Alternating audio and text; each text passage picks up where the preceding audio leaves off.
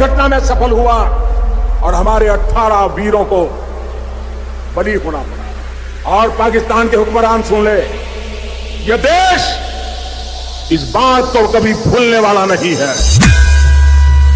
मेरे प्यारे देशवासियों, हमारे सेना के जवान, हमारे सुरक्षा बलों के जवान 110 से भी ज्यादा आतंकवादियों को हमारी सेना के जवानों ने मौत के घाट उतार दिया।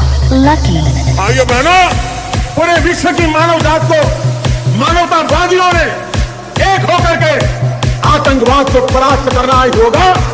और आतंकवाद के सामने न हिंदुस्तान झुका है, न हिंदुस्तान झुकेगा।